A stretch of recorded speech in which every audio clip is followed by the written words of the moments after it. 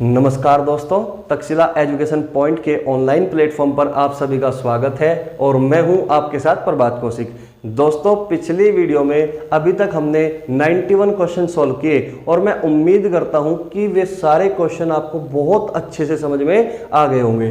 तो चलिए दोस्तों, और देरी ना करते हुए आज की क्लास को हम क्वेश्चन नंबर 92 से शुरुआत करते हैं। तो चलिए दोस्तों, देखिए क्वेश्चन में दिया गया है कि 1200 कर्मचारियों के एक कार्यालय में शहरी कर्मचारियों और ग्रामीण सदस्यों का अनुपात 8:7 है।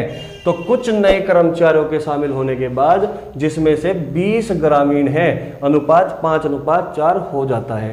तो नए शहरी कर्मचारियों की संख्या क्या होगी? ठीक है, तो देखिए क्वेश्चन में दिया गया है कि कुल कर्मचारी है 1200, जिसमें से शहरी और जो ग्रामीण कर्मचारी है इनका अनुपात 8:7 है। इनका अनुपात कितना है? 8:7।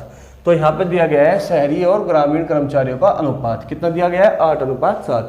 तो सबसे पहले दोस्तों हम ये पता करेंगे कि 1200 टोटल कर्मचारियों में से शहरी कर्मचारी कितने हैं और ग्रामीण कर्मचारी कितने हैं। तो देखिए दोस्तों, अगर मैं कहूं कि टोटल शहरी कर्मचारी 8 यूनिट है और टोटल ग्रामीण कर्मचारी 7 यूनिट है, तो फिर कुल कर्मचारी कितने होंगे? आप कहोगे 8 और 7 15, यानी कि कुल कर्मचारी हो जाएंगे 15 यूनिट। कुल कर्मचारी कितने हो जाएंगे? 15 यूनिट। लेकिन क्वेश्चन में जो दिया गया है कुल कर्मचारियों की संख्या वो 1200 के बराबर है। तो 15 यूनिट ही इसका मतलब 1200 के बराबर है। भाई 15 यूनिट ही इसका मतलब किसके बराबर होगा? 1200 के बराबर। अगर 15 यूनिट 1200 के बराबर है तो 1 यूनिट की वैल्यू क्या होगी? तो यहां से 1 यूनिट की वैल्यू होगी 15×8 = 120, यानी कि 80। तो यहां से मैंने निकाल ली कि 1 यूनिट 80 के बराबर है। ठीक है, तो आप यहां से 7 यूनिट की वैल्यू निकाल लो कि 7 यूनिट किसके बराबर होगा।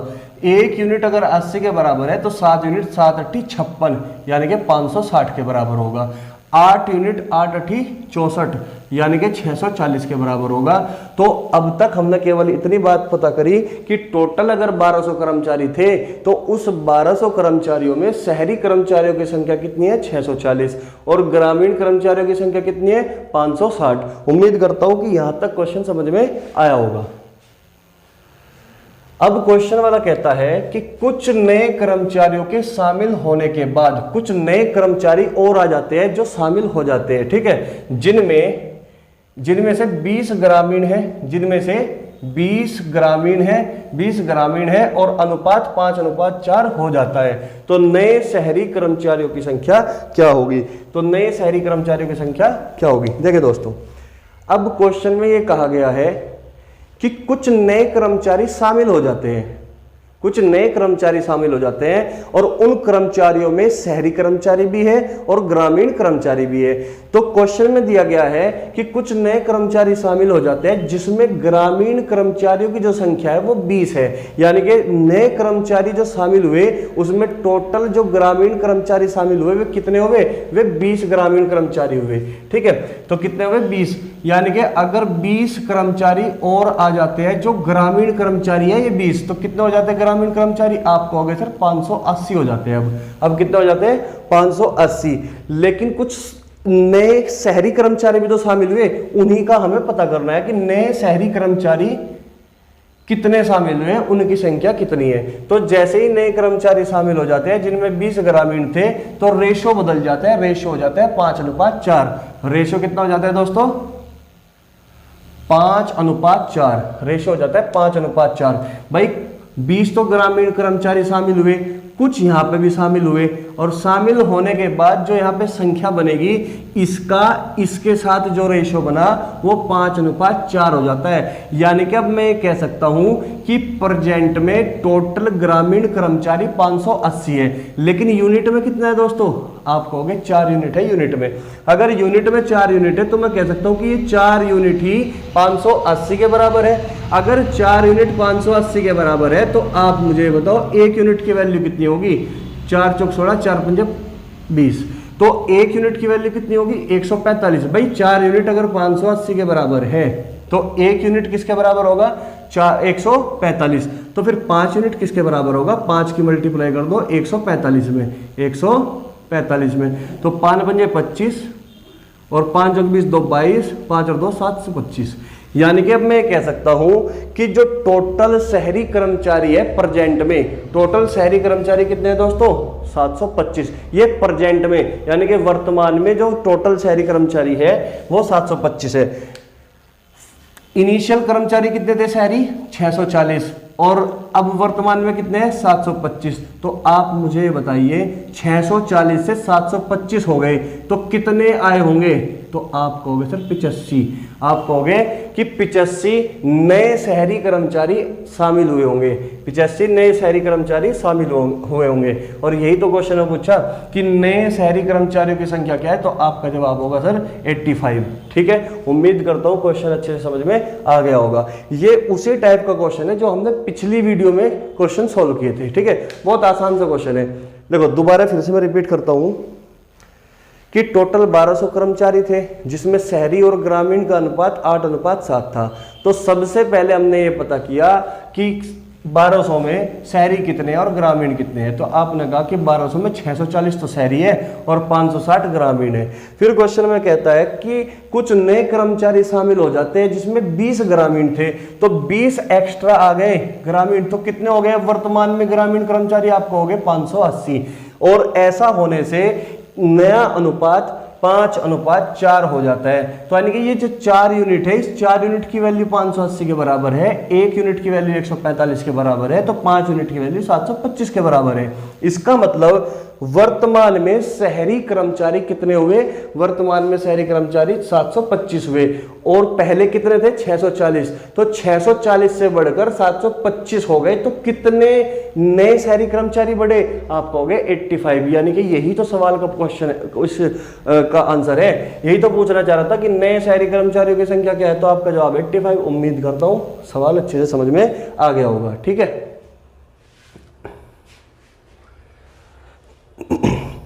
चलिए दोस्तों क्वेश्चन नंबर 93। ठीक है,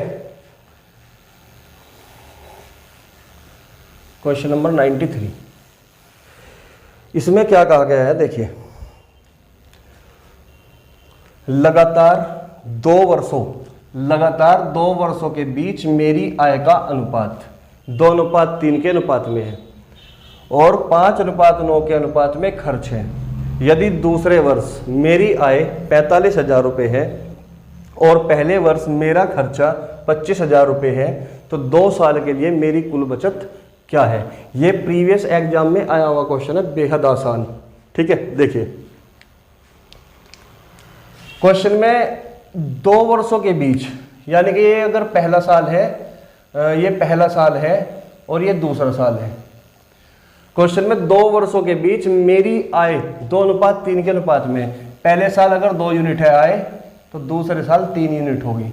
ये किसका रेशियो है दोस्तों, ये इनकम का रेशियो है। इनकम, ये रेशियो दिया गया है इनकम का, कि मेरी आय 2 वर्षों के बीच जो इनकम का रेशियो दिया गया है वो 2:3 दिया गया है। और खर्च का जो अनुपात दिया गया है, एक्सपेंडिचर का जो अनुपात दिया गया है, वो कितना दिया गया है, वो दिया गया है 5:9।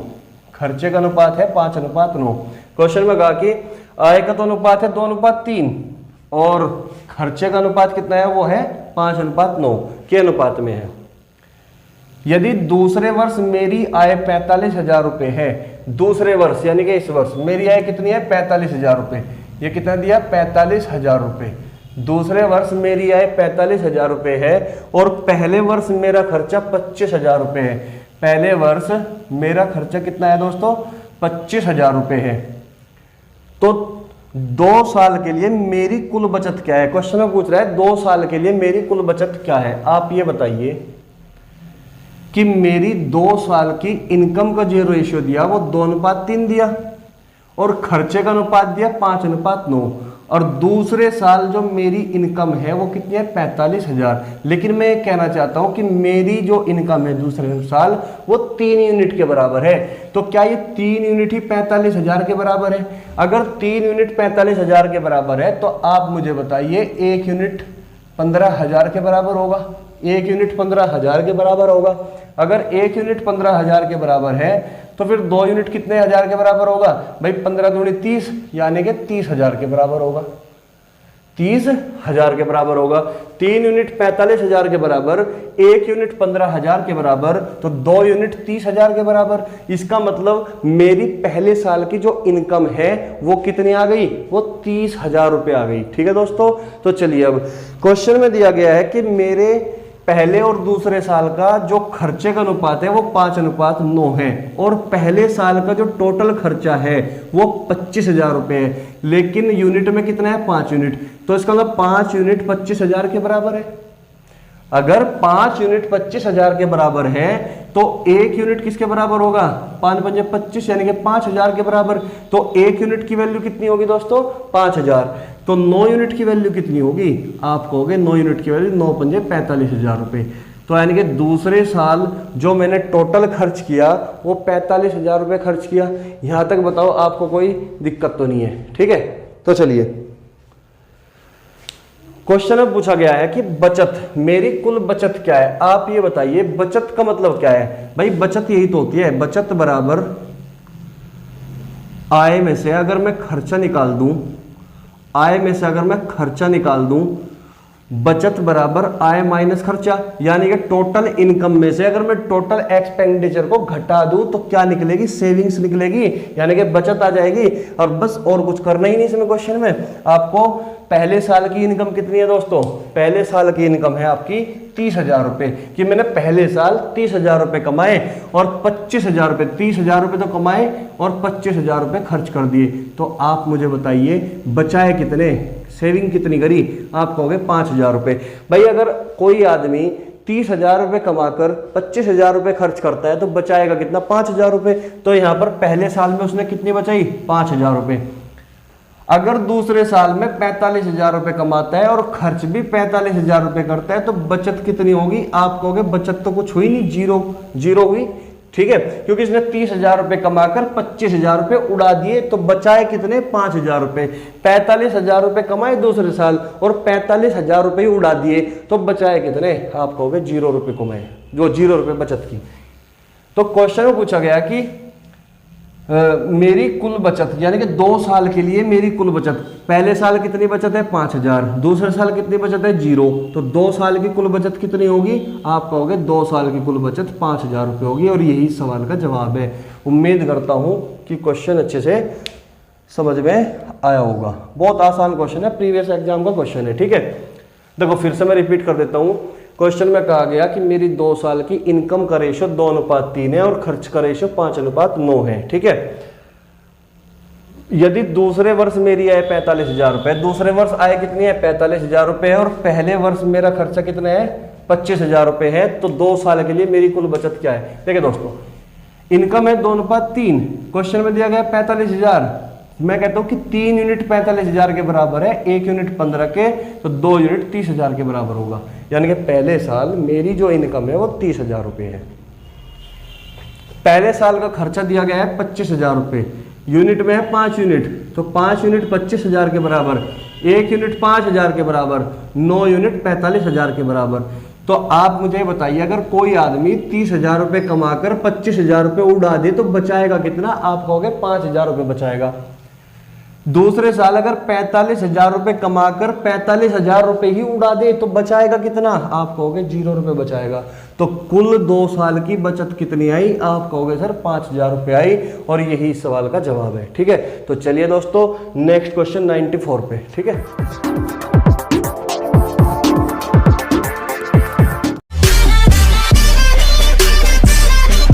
देखिए दोस्तों क्वेश्चन नंबर 94।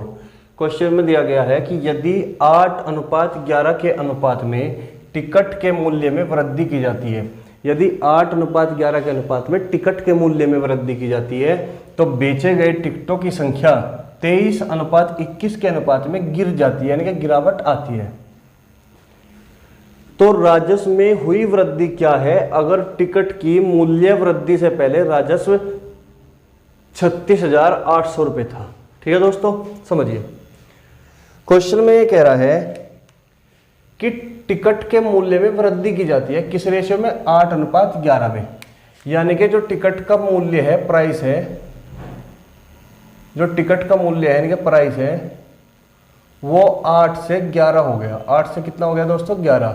यानी कि पहले अगर टिकट 8 यूनिट का था तो अब टिकट की कीमत बढ़कर 11 हो गई। कितनी हो गई? बढ़कर 11 हो गई। ठीक है दोस्तों, लेकिन ऐसा करने से हुआ क्या? तो बेचे गए टिकटों की संख्या 23:21 अनुपात से गिरावट आती है। संख्या में 23:21 के अनुपात में गिरावट आती है। यानी कि जो टिकटों की संख्या में गिरावट हुई वो 23:21 के अनुपात में हुई। यानी कि नंबर्स ऑफ टिकट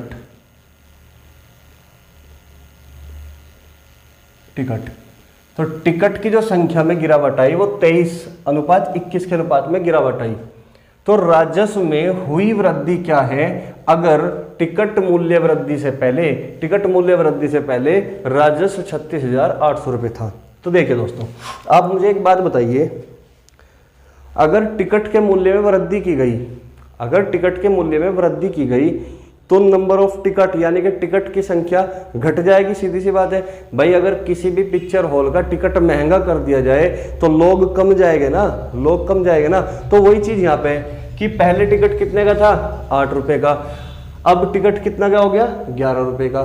तो ऐसा करने से हुआ क्या? पहले जो नंबर ऑफ टिकट यानी कि जो टिकट की बिक्री होती थी, जब 8 रुपए टिकट था तब 23 टिकट बिकते थे।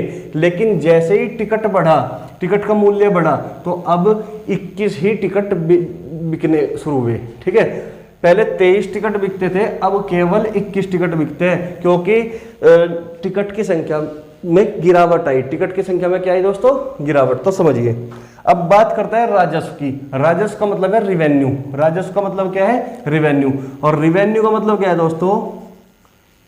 रिवेन्यू का मतलब है कि price into numbers of ticket.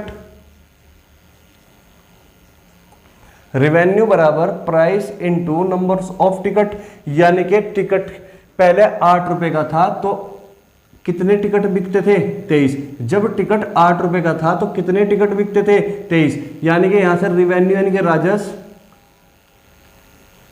राजस्व कितना प्राप्त हुआ? देखिए, पहले एक टिकट की कीमत 8 रुपए थी और टिकट कितने बिके?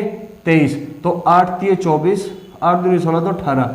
यानी कि 184 रुपए पहले रिवेन्यू इकट्ठा होता था। ठीक है दोस्तों, जैसे ही टिकट का प्राइस बढ़ा 11 हो गया तो नंबर ऑफ टिकट यानी कि टिकट की संख्या घट गई। तो 11 × 21 कितना हुआ? 231। तो अब रिवेन्यू कितना कलेक्ट हुआ? वो हुआ 231। समझिए, पहले टिकट 8 का था, टिकट की कीमत बढ़ाकर 11 कर दी गई तो नंबर ऑफ टिकट में गिरावट आई। यानी कि पहले अगर 23 टिकट बिक रहे थे तो अब 21 टिकट बिकने शुरू हुए।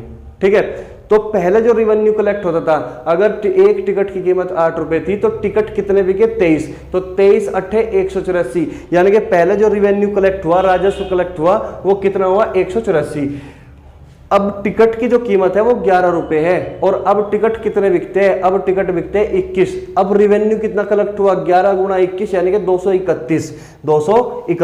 तो यानी कि 184 पहले होता था, अब जो वृद्धि हुई वो 231 हुई। क्वेश्चन में कहा ना कि राजस्व में हुई वृद्धि क्या है? अगर टिकट मूल्य वृद्धि से पहले राजस्व इतना था 36,800, तो दोस्तों मूल्य वृद्धि से पहले राजस्व कितना है? 184। क्वेश्चन में दिया गया है कि 36,800 है। 36,800 है भाई। 184 यूनिट की तो वैल्यू दे रखी क्वेश्चन में कि 36,800, यानी कि राजस्व में वृद्धि से पहले जो पहले इकट्ठा होता था वो 36,800 रुपये होता था। अब ये बताएं, 184 पहले होता था, अब 231 होने लगा, तो राजस्व में कितनी वृद्धि हुई? यानी कि रिवेन्यू में कितनी वृद्धि हुई? आप कहोगे दोस्तों 47 यूनिट।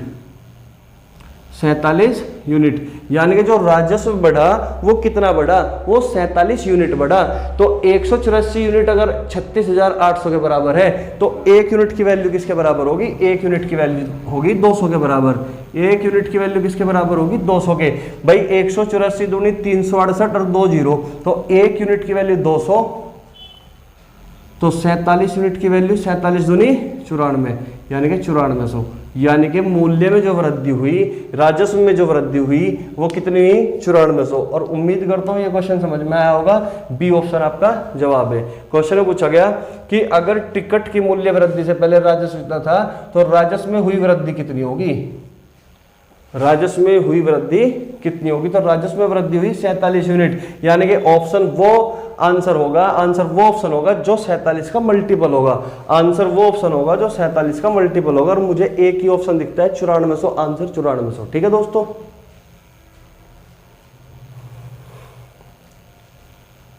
बहुत इजी क्वेश्चन था, इसमें कुछ नहीं करना। पहले टिकट अगर 8 रुपए का बिकता था तब टिकट कितने बिक रहे थे? 23, तो कितना पैसा कलेक्ट किया? 184। अब टिकट की कीमत बढ़कर 11 रुपए हो गई। अब टिकट कितने बिके? 21। तो अब कितना राजस्व इकट्ठा हुआ? 231। तो पहले 184 रुपए इकट्ठे थे, अब 231, तो कितनी राजस्व बढ़ा? आप कहोगे 47 यूनिट, यानी कि आंसर वो ऑप्शन होगा जो 47 का मल्टीपल होगा। ठीक है, तो चलिए नेक्स्ट क्वेश्चन पर।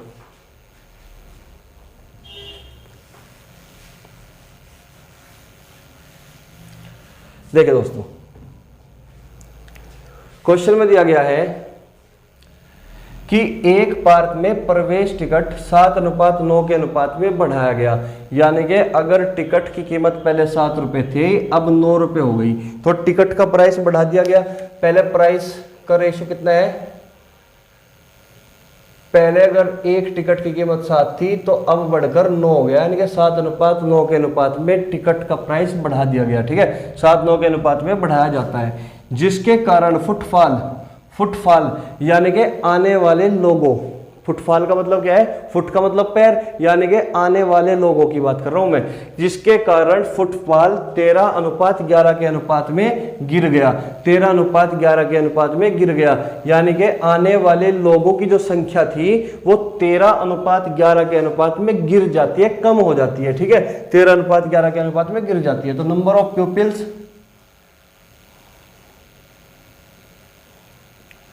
यानी कि लोगों की संख्या, नंबर ऑफ प्यूपिल्स का मतलब है लोगों की संख्या।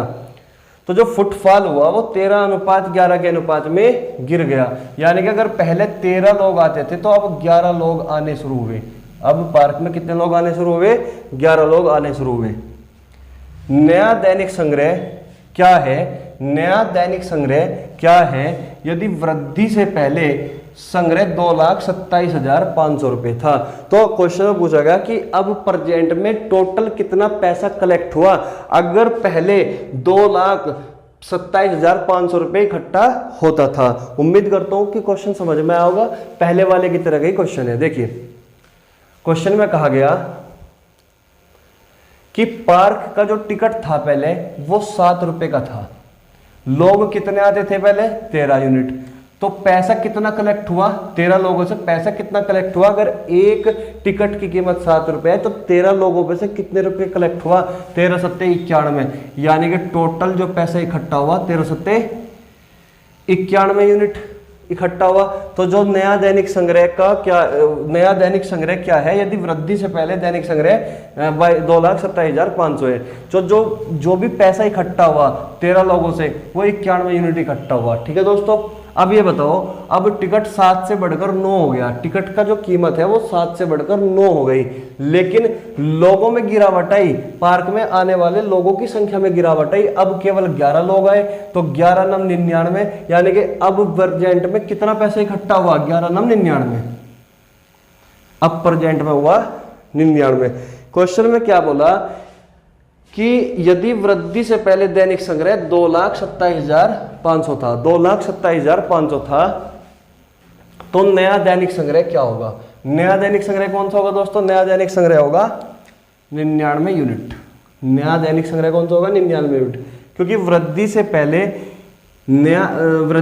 दैनिक संग्रह कितना था? 91 यूनिट। अब वृद्धि के बाद कितना हुआ? 99 यूनिट, यानी कि आपको 99 यूनिट की 99 यूनिट की वैल्यू ही निकालनी है। यही क्वेश्चन वाला आपसे पूछना चाहता है। ठीक है, कि 99 यूनिट की वैल्यू क्या है। क्वेश्चन में कहा कि यदि वृद्धि से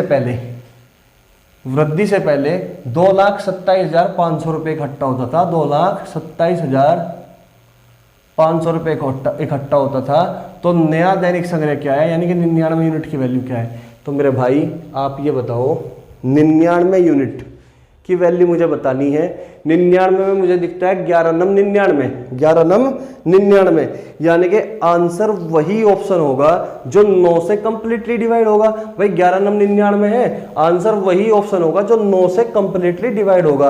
और आप जानते हो कि 9 से संख्या कब पूरी पूरी विभाजित होती है, अगर उस संख्या का डिजिटल सम 9 हो। ठीक है, तो देखिए दोस्तों, 7 और 2 9, 5 और 3 8, इसका डिजिटल सम 8 है, तो ये संख्या 9 से कंप्लीटली डिवाइड नहीं होती, तो ये ऑप्शन नहीं है। ठीक है, आप ये देखिए 7 और 2 9, 5 और 4 9, ये इस संख्या का डिजिटल सम 9 है, तो ये आंसर हो सकता है। ठीक है, 2 और 2 4 और 3 7 और 5 12, 12 का मतलब है 3, यानी कि इस संख्या का डिजिटल सम कितना है 3, इसका मतलब ये भी आंसर नहीं हो सकता। ठीक है, 2 और 2 4, 4 और 5 9, 2 और 2 4, 4 और 4 8 और 5 13, यानी कि इसका डिजिटल सम कितना है 4, तो यानी कि डी ऑप्शन भी आंसर नहीं हो सकता। डिजिटल सम केवल इसी ऑप्शन का कितना था दोस्तों 9, तो आपका जवाब क्या होगा बी ऑप्शन। ये तो थी फास्ट कैलकुलेशन कि आप विदाउट कैलकुलेशन ही 99 यूनिट की वैल्यू निकाल लो ऑप्शन से। ठीक है, ऑप्शन एलिमिनेट करके, क्योंकि 99 में दिखता है मुझे 9, तो आंसर वही ऑप्शन होगा जो 9 से कंप्लीटली डिवाइड हो रहा होगा। ठीक है, तो आंसर क्या है आपका 2,47,500 रुपये, यही सवाल का उत्तर है। अगर आप ऐसा नहीं करना चाहते तो 91 यूनिट की वैल्यू कितनी दे रखी है 2,27,500, तो जब आप 91 से इसको पूरा पूरा काट दोगे तो 2500 बार पूरा पूरा कट जाएगा, 2500 बार पूरा पूरा कट जाएगा। तो 1 यूनिट की वैल्यू 2500 है, तो 99 यूनिट की वैल्यू कितनी होगी 2,47,500। आप खुद काट के देख लेना, 2500 बार कट जाएगा। ठीक है दोस्तों, उम्मीद करता हूं कि ये क्वेश्चन आपको अच्छे से समझ में आया होगा। बहुत आसान सा सवाल है कि पहले टिकट 7 रुपए का बिकता था, तो 13 लोग देखने के लिए आए पार्क को, तो 13 7 91, यानी कि पैसा कितना इकट्ठा हुआ 91।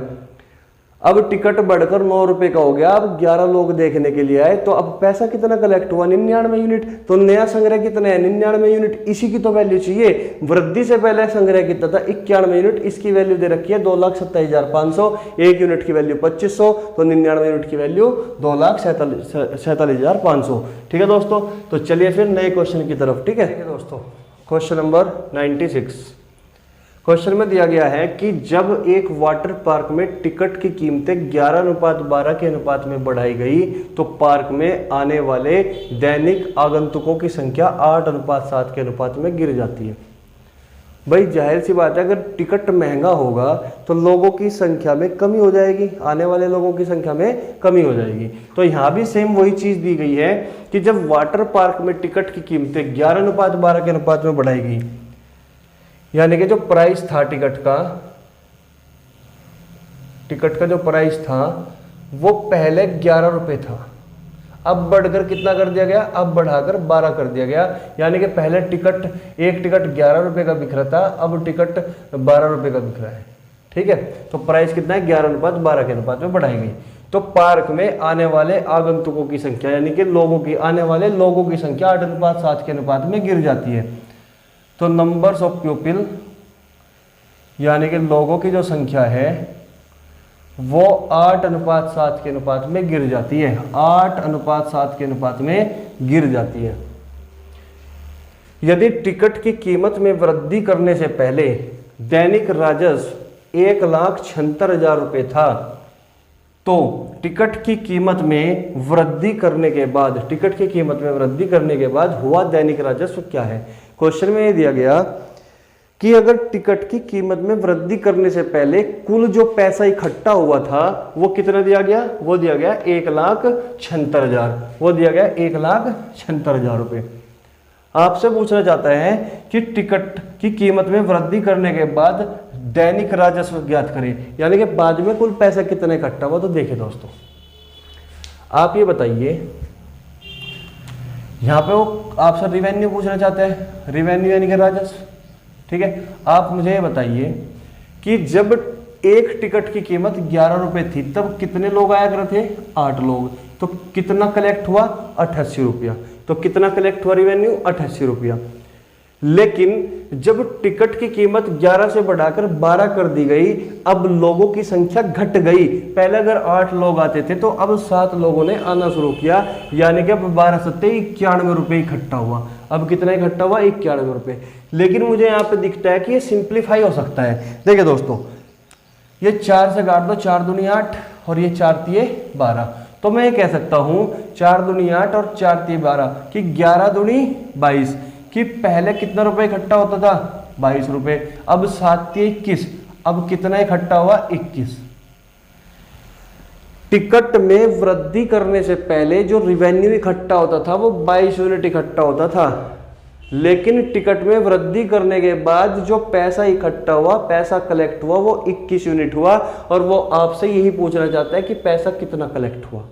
ठीक है दोस्तों, यानी कि मैं ये कह सकता हूं कि आंसर वो ऑप्शन होगा जो 21 का मल्टीपल हो, 21 से पूरा पूरा कटता हो। आप चाहो तो इस तरीके से भी निकाल सकते हो। ठीक है, 21 से पूरा पूरा कटता हो, और 21 से कटने का मतलब है कि वो 7 से भी कटे और 3 से भी कटे, वो संख्या 7 से भी कटे और 3 से भी कटे। ठीक है दोस्तों, तो आप एक बात बताओ, क्वेश्चन में दिया गया है कि टिकट में वृद्धि करने से पहले जो राजस्व था, जो रिवेन्यू था, वह 1,76,000 था। यहाँ कितना है? 22 यूनिट। तो ये 22 यूनिट की वैल्यू कितनी दे रखी है? 1,76,000 रुपए के बराबर। 1,76,000 रुपए के बराबर। तो 22 अट्ठे कितना होगा? 176। भाई 8 दूनी 16, 8 दूनी 16 और 1 17, तो ये 8,000 बार पूरा पूरा कट जाएगा। तो 21 यूनिट की वैल्यू 8 ही कम 8, 8 दूनी 16 और ये 3 जीरो, 1 2 3, यानी कि टिकट में वृद्धि करने के बाद जो रिवेन्यू इकट्ठा हुआ वो कितना होगा? 1,68,000 रुपये हुआ। क्योंकि जैसे ही टिकट में वृद्धि होती है तो लोगों की संख्या कम हो जाती है, आने वाले लोगों की संख्या कम हो जाती है, इसलिए रिवेन्यू भी कम ही प्राप्त होगा। और यही आपका सवाल होगा, यही आपका जवाब होगा। ठीक है दोस्तों, डी ऑप्शन इस क्वेश्चन का आंसर है, 1,68,000। उम्मीद करता हूँ क्वेश्चन अच्छे से समझ में आ गया होगा। देखिए दोस्तों, चाहो तो आप 11 8 88 ऐसे निकाल लो और 12 सत्ते 91। ठीक है, 11 8 88 और 12 सत्ते 84, ये 91 नहीं, 12 सत्ते 84, ये 84। भाई 11 8 88, 12 सत्ते 84, शायद मैंने मिस्टेक में 91 बोल दिया था, 91 सॉरी। ठीक है, तो 12 सत्ते 84। तो आप इसको काट लीजिए, 4 दूनी 8, 4 दूनी 8 और 4 दूनी 8, 4 एकम 4। तो अब भी तो 22-21 का रेशियो हुआ। मैंने क्या किया, मैंने यहीं पे काट लिया, 4 से दिख रहा था, 4 दूनी 8 और 4 3 12। अब आसान हो जाएगी ना कैलकुलेशन, पहले रेशियो कम कर दिया, 11 दूनी 22 और 7 3 21, अब भी तो वही रेशियो आया। तो चाहो तो आप पहले ही सिंप्लीफाई कर लो या फिर बाद में सिंप्लीफाई कर सकते हो, बात तो एक ही है ना। ठीक है, तो उम्मीद करता हूँ क्वेश्चन आपको समझ में आ गया होगा। देखिए क्वेश्चन नंबर 97, देखिए क्वेश्चन नंबर 97 कैसे होगा। ये टाइप बहुत इंपॉर्टेंट है, क्वेश्चन पूछता है पेपर में, एग्जाम में पूछता है इस टाइप के ऊपर क्वेश्चन। ठीक है, और मैं आपसे वादा कर चुका हूं कि रेशियो में मैं एक भी सिंगल टाइप नहीं छोड़ने वाला। जितने भी रेशियो में क्वेश्चन बनते हैं, टाइप के क्वेश्चन बनते हैं, मैं हर वो टाइप क्लियर करूंगा। और जब सारे टाइप कंप्लीट हो जाएंगे उसके बाद मैं आपको मिसलेनियस क्वेश्चन भी कराऊंगा। ठीक है, यानी कि मैं अगर रेशियो पढ़ा रहा हूं तो सब पूरा तरीके से ढंग से पढ़ाऊंगा। ठीक है, तो चलिए क्वेश्चन नंबर 97, वातानुकूलित स्लीपर और साधारण शयनयान श्रेणी के रेलवे किराए 4:1 में है, 4:1 में है। वातानुकूलित शयनयान और साधारण शयनयान श्रेणी के यात्रियों की संख्या का अनुपात 3:25 के अनुपात में है। यदि कुल संग्रह 74,000 रुपये था, यदि कुल संग्रह 74,000 रुपये था तो कितना किराया एयर कंडीशन स्लीपर के यात्रियों ने भुगतान किया? तो कितना किराया एयर कंडीशन स्लीपर के यात्रियों ने भुगतान किया? देखिए दोस्तों, जो ये वातानुकूलित है इसका मतलब एयर कंडीशन है, और जो ये साधारण शयनयान है यानी कि नॉर्मल। ठीक है, तो आप समझिए यहाँ पे क्वेश्चन में एयर कंडीशन, यानी कि इसको मैं वातानुकूलित को मैं एयर से डिनोट कर रहा हूँ कि एयर कंडीशनर की बात कर रहे हैं हम। ठीक है, इसकी एयर कंडीशनर, और साधारण यानी कि नॉर्मल। ठीक है, क्वेश्चन में दिया गया है कि वातानुकूलित स्लीपर यानी कि एयर कंडीशनर और साधारण शयनयान यानी कि नॉर्मल श्रेणी के रेलवे किराया 4:1 के अनुपात में। किराया कितने के अनुपात में? 4:1 के अनुपात में। यानी कि एयर कंडीशनर का किराया अगर 4 रुपये है तो साधारण डब्बे का जो किराया है, शयनयान का जो किराया है वो कितना है, 1 रुपया है। मैं ये मान के चल रहा हूँ कि अगर इसका 4 यूनिट है किराया तो इसका कितना है, 1 यूनिट। यानी कि मैं टिकट ही लिख देता हूँ उसको कि अगर एयर कंडीशनर का जो टिकट का किराया है वो 4 रुपये है तो नॉर्मल का कितना है दोस्तों, 1 यूनिट। अब क्वेश्चन में कहता है कि वातानुकूलित शयनयान और साधारण शयनयान श्रेणी की यात्रियों की संख्या 3:25 के अनुपात में है। यानी कि अगर मैं पैसेंजर की बात करूं तो एयर कंडीशनर में जो यात्री ट्रेवल करते हैं वो 3 लोग करते हैं, तो और नॉर्मल में कितना करते हैं, 25, यानी कि 3:25 के अनुपात में है। अगर मैं ये मान के चलता हूं कि एयर कंडीशनर वाले डब्बे में बैठ के 3 लोग जाते हैं तो साधारण में 25 लोग जाएंगे। 3 और 25 के अनुपात में है यात्रियों की संख्या, ठीक है। यदि कुल संग्रह 74,000 रुपये था तो कितना किराया एयर कंडीशनर स्लीपर के यात्रियों से भुगतान किया गया। आप मुझे एक बात बताइए, अगर एयर कंडीशनर का किराया, टिकट का किराया 4 रुपये है, यानी कि एक टिकट का किराया अगर 4 रुपये है तो कितने यात्री गए, 3, तो कितना पैसा कलेक्ट किया, आप कहोगे 4 × 3 = 12, यानी कि 12 यूनिट पैसा एयर कंडीशनर वाले डब्बे से प्राप्त हुआ, ठीक है। अगर नॉर्मल वाले डब्बे का किराया 1 रुपया है तो उसमें कितने लोग बैठ कर गए, आप कहोगे 25, तो कितना पैसा इकट्ठा हुआ यहां से, आप कहोगे 25 यूनिट पैसा इकट्ठा हुआ। और क्वेश्चन में कहा गया कि यदि कुल संग्रह 74,000 रुपये हो, कुल संग्रह टोटल, यहाँ पे 12 यूनिट तो एयर कंडीशनर वाले से प्राप्त हुआ और 25 यूनिट नॉर्मल वाले से प्राप्त हुआ, तो 12 और 25 टोटल कितना हुआ, आप कहोगे सर 37 यूनिट हो गया, आप कहोगे 37 यूनिट कुल संग्रह प्राप्त हुआ। तो कुल पैसा कितना कलेक्ट हुआ दोनों से, 37 यूनिट। लेकिन क्वेश्चन वाला कह रहा है कि नहीं भाई 74,000 रुपये प्राप्त हुआ, तो आप मुझे बताइए 1 यूनिट की वैल्यू किसके बराबर होगी। आप कहोगे 1 यूनिट की वैल्यू 2,000 रुपये के बराबर होगी, 1 यूनिट की वैल्यू 2,000 रुपये के बराबर होगी, ठीक है। तो 12 यूनिट की वैल्यू किसके बराबर होगी, फिर 12 यूनिट की वैल्यू 12 दूनी 24, यानी कि 24,000 रुपये के बराबर होगी। और यही इस सवाल का उत्तर है, यानी कि 24,000 इस सवाल का उत्तर है, ठीक है। और वैसे भी आंसर वही ऑप्शन था जो 12 का मल्टीपल था। 12 का मल्टीपल होने का मतलब है जो 4 से भी पूरा कटे और 3 से भी पूरा कटे। तो 20,000 4 से तो कटता है लेकिन 3 से नहीं कटता, 32,000 4 से तो कटता है लेकिन 3 से नहीं कटता, तो बी और डी ऑप्शन तो है नहीं। ये 30,000 4 से भी कटता है और 3 से भी कटता है, और ये 24,000 4 से भी कटता है और 3 से भी कटता है। तो इसका मतलब या तो आंसर 30,000 होना चाहिए था या आंसर 24,000 होना चाहिए था, ठीक है। तो 2 ऑप्शन तो हम यहाँ से एलिमिनेट कर चुके हैं, ठीक है दोस्तों। तो आपका जवाब कितना होगा, 24,000। उम्मीद करता हूँ क्वेश्चन समझ में आया होगा। इस टाइप के क्वेश्चन हमने बहुत सारे कर लिए, ठीक है। तो चलिए फिर नेक्स्ट टाइप की ओर बढ़ते हैं। Question number 98। क्वेश्चन नंबर 98 में दिया गया है कि एक धनराशि ए, बी और सी के बीच 9:6:11 9:6:11 के अनुपात में बांटी जाती है। तो एक धनराशि बांटी गई ए, बी और सी के बीच किस अनुपात में, 9:6:11 के अनुपात में।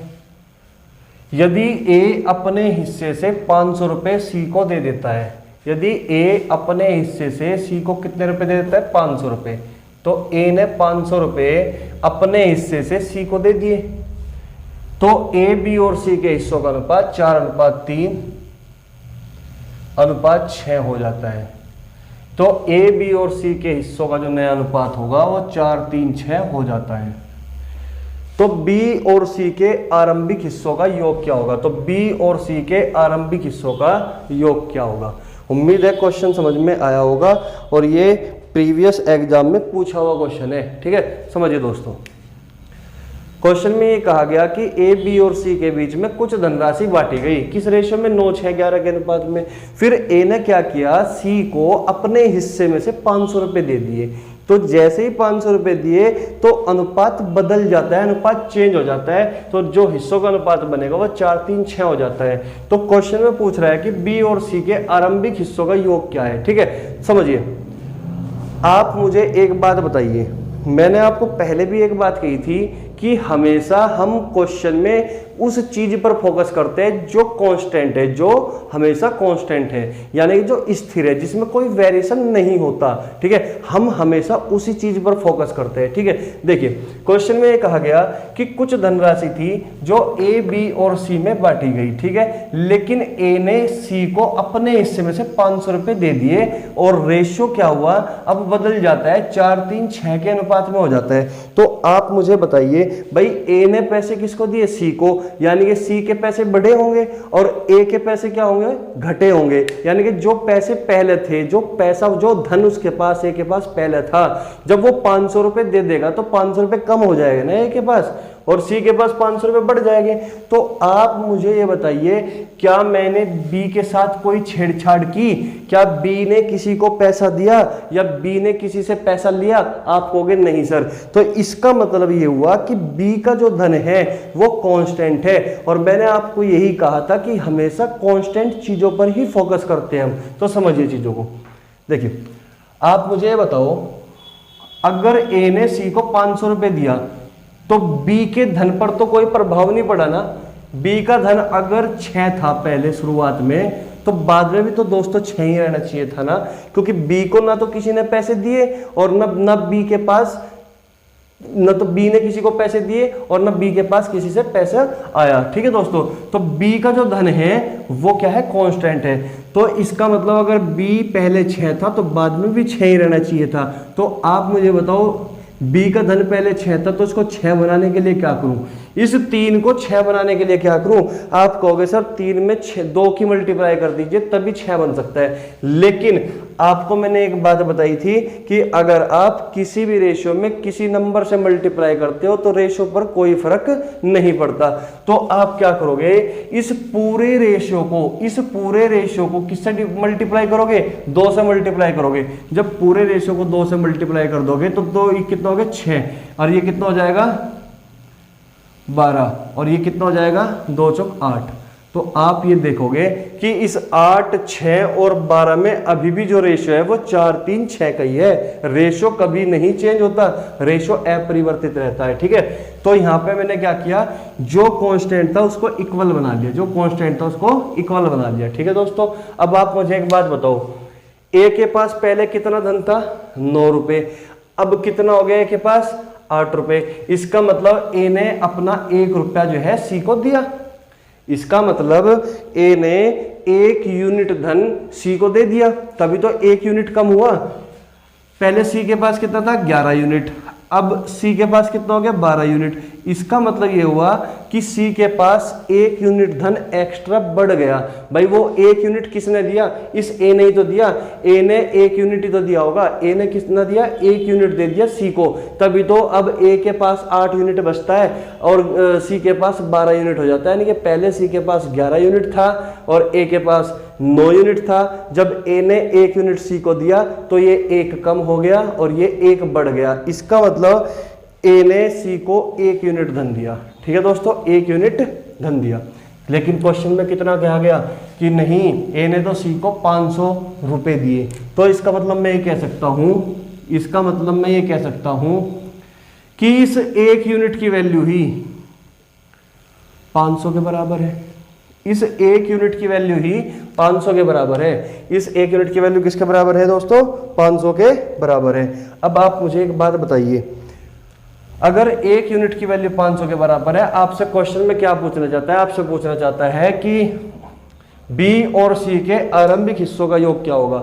बी और सी के आरंभिक हिस्सों का योग कितना है, बी और सी के आरंभिक हिस्सों का योग। आप क्या होगे कि 11 और 6 17, यानी कि आपसे वो 17 यूनिट की वैल्यू पूछना चाहता है। और वही ऑप्शन आंसर होगा जो 17 से पूरा विभाजित होता है, जो 17 से पूरा कट जाता है। तो आप मुझे बताइए, क्या ये 7800 17 से पूरा कटता है? आप कहोगे नहीं। 9100 भी 17 से नहीं कटता, 7500 भी 17 से नहीं कटता। केवल डी ऑप्शन ही एक ऐसा ऑप्शन है जो 17 से पूरा कट रहा है। 1 यूनिट 500 के बराबर है तो 17 यूनिट 17 पंजे 8500 के बराबर होगा और आपका जवाब यही होगा आंसर। इस क्वेश्चन में हमें कुछ नहीं करना था, केवल और केवल हमें ये चीज देखना था कि कौन सी चीज कांस्टेंट है। जो चीज कांस्टेंट होती है उसी को हम इक्वल बना लेते हैं, उसको हम क्या करते हैं, इक्वल बना लेते हैं। ठीक है दोस्तों, तो चलिए फिर नेक्स्ट क्वेश्चन 99। इस क्वेश्चन में बी का जो धन था वो कांस्टेंट था, तो उसको इक्वल कर लिया। ए के पास 9 रुपए थे, सी के पास 11 रुपए थे। अब जब ए ने सी को दे दिया तो उसके पास 8 रुपए रह गए, तो यानी कि 1 यूनिट सी को दिया होगा, तभी तो 1 यूनिट बढ़ा, तो 1 यूनिट 500 के बराबर है। सिंपल सी बात थी। ठीक है, तो चलिए क्वेश्चन नंबर 99। क्वेश्चन में कहा गया है कि x रुपए को ए बी और सी के बीच इस प्रकार विभाजित किया जाता है कि ए और बी के शेयरों का अनुपात 6:7 है। ए और बी के शेयरों का अनुपात 6:7 है, और बी और सी के शेयरों का अनुपात कितना है दोस्तों, 3:2। बी और सी के शेयरों का अनुपात 3:2 है। यदि ए और सी के शेयरों का अंतर 540 रुपए है तो एक्स का मान क्या होगा।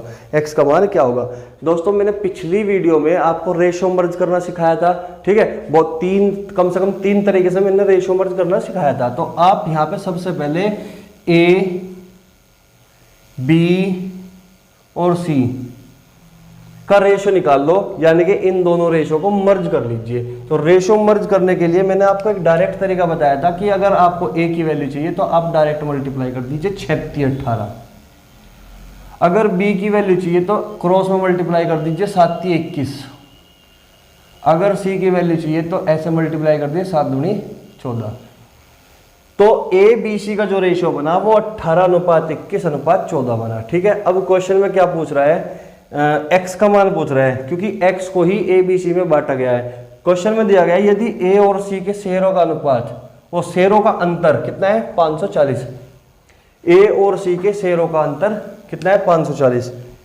तो ए का शेयर कितना है, 18, और सी का शेयर कितना है, 14। तो इन दोनों का डिफरेंस कितना है दोस्तों, आप कहोगे सर 4 यूनिट।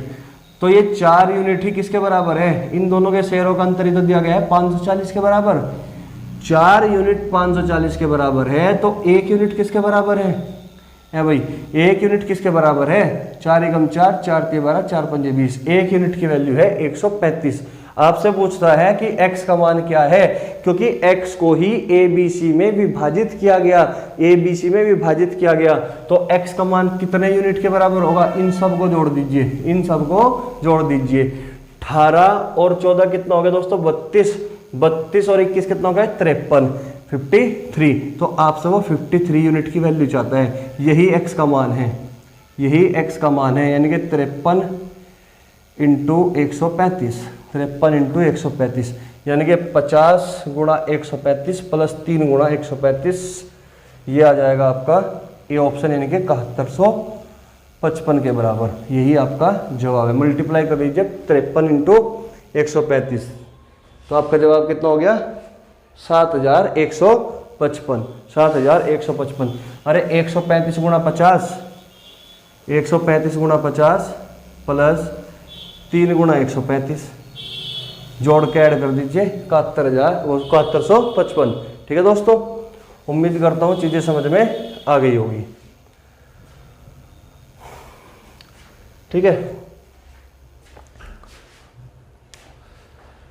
सबसे पहले हमने रेशो को मर्ज किया, ए बी सी का रेशो निकाल लिया। फिर क्वेश्चन में दिया गया कि ए और सी का जो डिफरेंस है वो कितना है, 540 क्वेश्चन में दिया गया। तो आपने भी रेशो से 500 वो ए और सी का डिफरेंस निकाल लिया। 18 और 14 का डिफरेंस 4 यूनिट 540 के बराबर। टोटल जो x रुपए विभाजित हुआ वो इस रेशो में विभाजित हुआ, यानी कि 53 यूनिट कुल धन है। तो कुल धन कितना है, 53 यूनिट, यानी कि 53 यूनिट बराबर 53 × 135। आपका जवाब हुआ 7155। ठीक है दोस्तों, देखिए दोस्तों question number 100। Question number 100, question में दिया गया है कि 33,630 रुपए को ए बी और सी के बीच इस तरह बांटा गया है कि ए और बी की राशि का अनुपात 3:7। ए और बी की राशि का अनुपात कितना दिया दोस्तों, 3:7, और बी और सी का अनुपात 6:5। बी और सी का अनुपात कितना है 6:5 और ए और सी का अनुपात ए और बी का अनुपात कितना है 3:7 और बी और सी की राशि का अनुपात है 6:5।